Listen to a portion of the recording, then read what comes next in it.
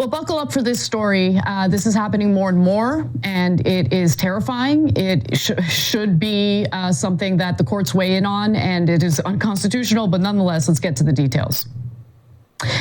Yesterday, men dressed in street clothes who identified themselves as simply the police arrested Tufts University student Rumyesa Öztürk after she co-authored an op-ed that was critical of Israel. And that's it. She simply co-authored an op-ed that was critical of Israel. Now, before we get into her so-called anti-Israel activism, as some people have decided to put it, here's some more on who she is and what happened.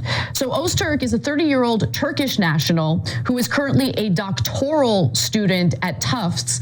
Now, this happened in a residential neighborhood at around 5:30 when Öztürk was heading out to meet some friends for iftar, a meal that actually breaks the fast during Ramadan. Now, according to residents in the neighborhood who apparently witnessed this, these DHS agents all had their faces covered and they were in unmarked vehicles. So you saw the footage for yourselves. You saw the men. You can notice that their faces are covered and their vehicle was an unmarked car. Now, according to Öztürk's attorney, her name is Masha, when reports started coming out, he stated, "We are unaware of her whereabouts and have not been able to contact her. No charges have been filed against her to date that we are aware of," the lawyer said in a statement. Now, Öztürk has a visa allowing her to study in the United States. So she's not a permanent resident. She's not a green card holder, but she does have a visa and is in the United States legally. As I mentioned earlier, she's the doctoral student. Now, according to Salon, though, as of this evening, the ICE database listed her as being detained at an ICE processing center in Louisiana. If you can recall, Mahmoud Khalil was also sent to a detention facility in Louisiana. And this dispute, and by the way, this is despite a federal judge stating just yesterday that ICE could not remove Öztürk from Massachusetts, where she currently resided, without notice. I don't understand why it took the government nearly 24 hours to let me know her whereabouts. Why was she transferred to Louisiana despite the court's order is beyond me. Rumyesa should immediately be brought back to Massachusetts, released, and allowed to return to complete her PhD program. And that was a statement from her attorney. I want to get into whether or not Öztürk posed any kind of threat as a doctoral student on a visa in the United States. We'll get to that in just a minute. But Cenk, this is freaking terrifying because literally all that's been cited is that she co-authored an op-ed that Israel doesn't like. I mean, it's... Yeah. No, so that's the Israeli thought police on American streets, kidnapping Americans, or in this case, people that are legally allowed to be here on a student visa. They have also done it to legal residents who have green cards. And they're saying, apparently the biggest crime in America now is criticizing Israel. And part of the reason they're doing it to these folks is because they think they can. It's a little bit harder to arrest American citizens for criticizing Israel, but we're warming up to it.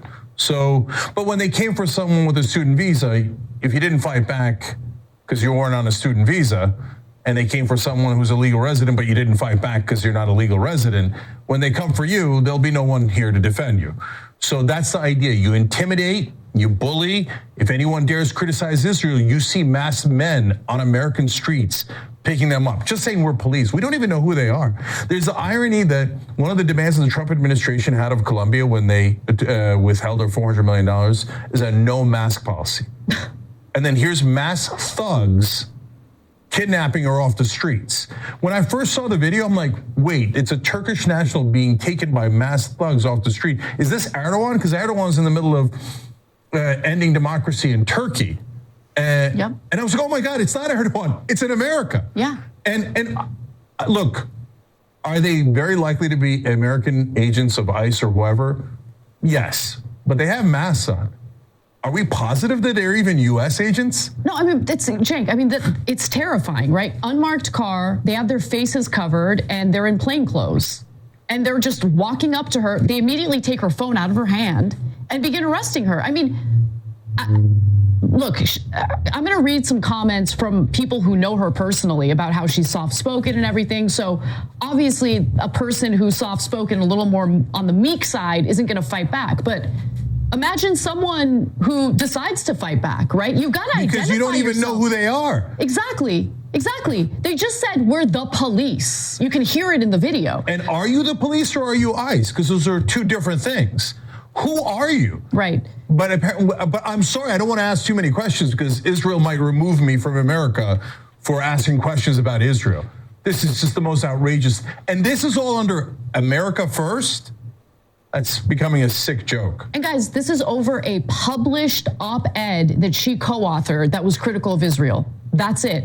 And if you think, well, if you're here on a visa and you say things that the government doesn't like, they have the right to deport you. No, they don't actually. The Supreme Court has weighed in on this matter, not this specific matter, but the matter of immigrants, visa holders, green card carriers, even people who are in the country illegally, believe it or not, they are protected by the First Amendment. You cannot retaliate against them simply based on their speech, their political views, their beliefs, okay? And in this case, I mean, it's just an op-ed that's critical of Israel, but apparently rights mean absolutely nothing when it comes to the precious feelings of members of the Israeli government. It's disgusting. And by the way, you can tell that Anna's right, first of all, because of 200 years of Supreme Court precedent and et cetera, but also because those same folks can criticize America all they like. And they've never been rounded up for criticizing America. Yes. They've never been rounded up for criticizing Canada or Russia or Turkey or Saudi Arabia. There's only one country you get rounded up for, and that's Israel. So these are stone cold facts. If these facts make you uncomfortable, good. They should make you uncomfortable. Why is a foreign government ordering our government to arrest and deport people that they have no right to arrest or deport because their feelings are hurt? And by the way, the op-ed, as Anna's going to tell you, was about an economic boycott. Oh, don't you dare touch the economy of Israel. Now that'll get you arrested and deported in America. Outrageous. Yeah, look, the most embarrassing part about all of this is that Mr. America First, Donald Trump, who purports to care about Americans and ensuring that we're taken care of first, is being dog-walked by a foreign government, just like Biden was, by the way. But Donald Trump has allowed it to get even further, to the point where he's rounding up doctoral students because of op-eds that they've published. All right, so was she actually a threat? I mean, obviously, based on what we know so far, you know where I stand on this issue, but let's actually hear from some folks who know her personally.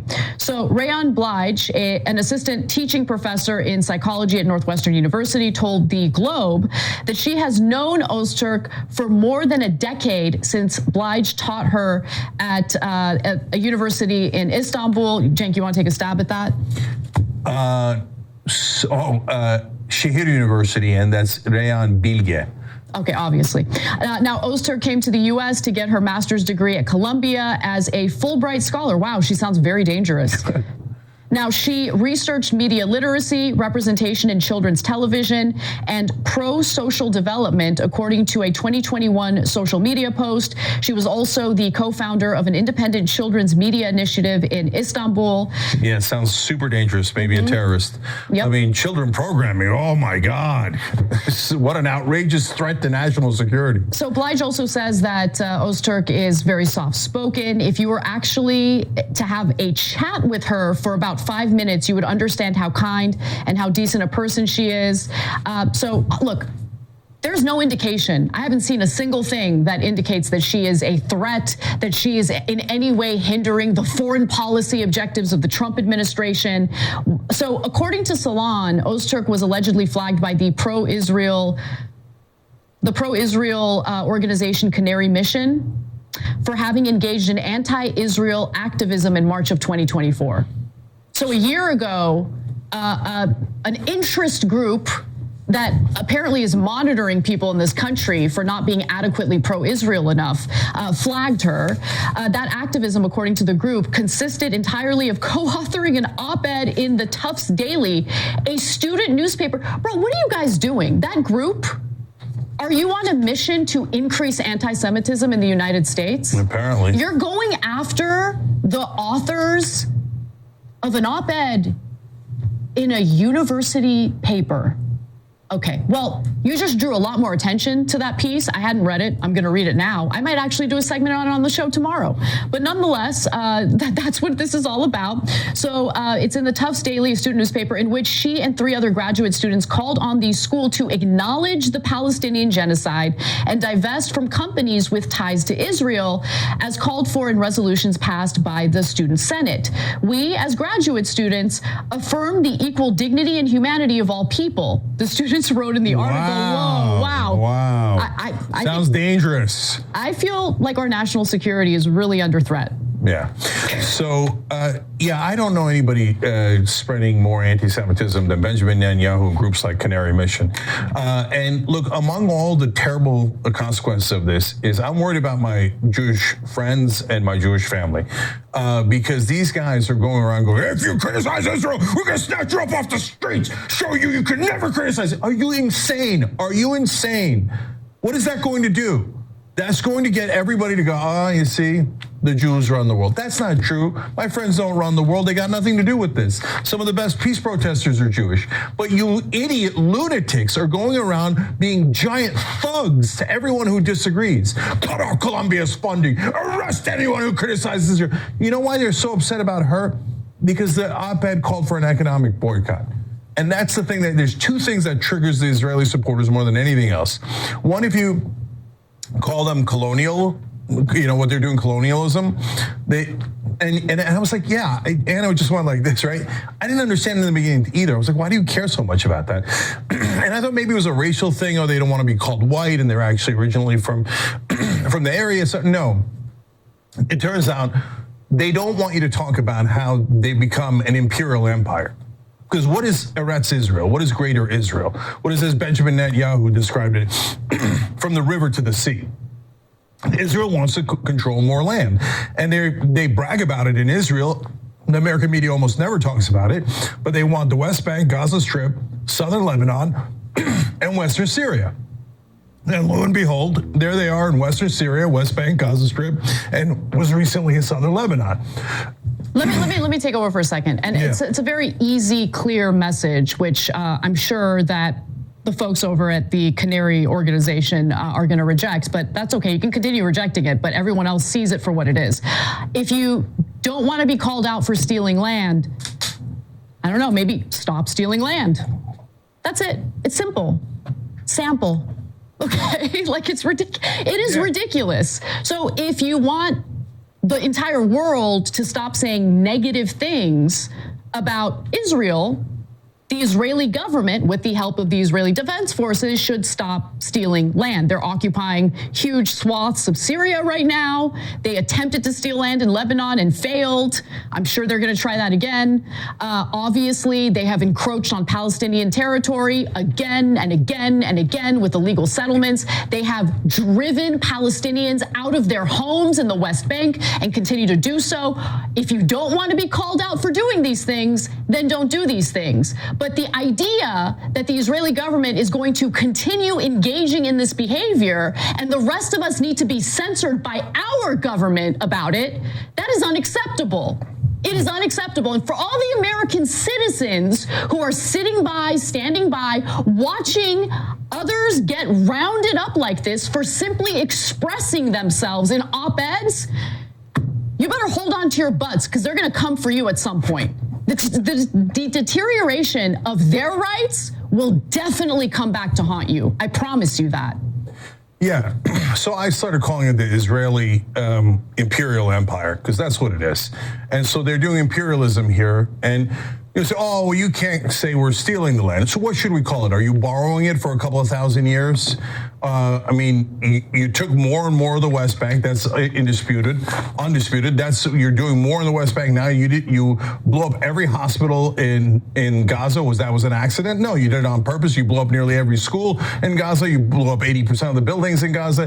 If you're still in the deranged school of thought of, oh golly gee, they didn't mean to do any of that. It was just an accident. It was all the human shields. So we had to just slaughter over 50,000 people and destroy all their buildings, and then move in our troops, and then promising a ceasefire that we'd move out, but then not move out, and start talking about how we're going to add Gaza to Israel.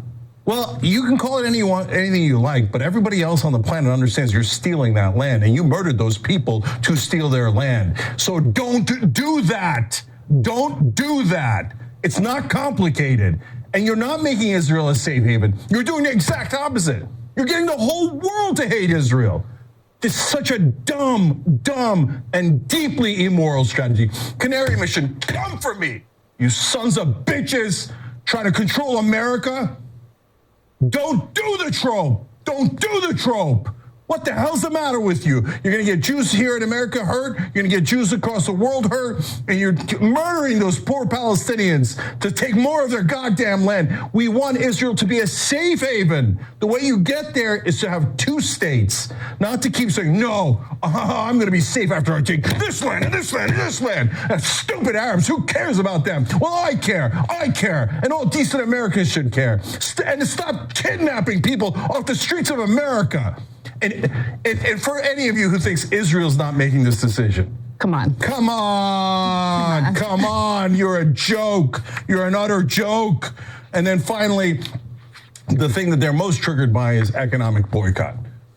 And again, that's the thing. Logically, I don't understand. That makes sense. If you think somebody's doing something wrong, what do we normally do in America? We do sanctions, right? We did sanctions in South Africa, and that worked. That's right. It worked. The problem is it works. So they're like, no, not economic boycott. If anybody says economic boycott, put on your mask, order them into the streets, kidnap them, put them in a jail in Louisiana, even if a judge says don't do it, put them in a secret dungeon on behalf of Israel. No economic boycotts. We can murder 15,000 Palestinian children. That's not a problem. You touch our economy even a little bit, and we'll have you kidnapped off the streets of America.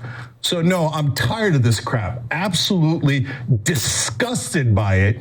So I don't want mass thugs running around kidnapping more people in America that are legally allowed to be here because they use their freedom of speech. And if you're on the right, man, if you say, no, I don't care about freedom of speech now, they've hurt Israel's feelings.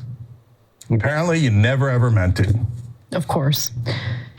Yeah, and by the way, I mean, for those who think this is going to work, you can imprison a person. You can't imprison ideas. We got to take a break. When we come back for the second hour, we've got a lot more to get to, including how Florida is planning to fill vacated jobs thanks to, the ban on undocumented immigrants being able to work in the state. They're looking to child labor, and it is an insane bill that is likely to pass. I can't wait to share the details. Come right back.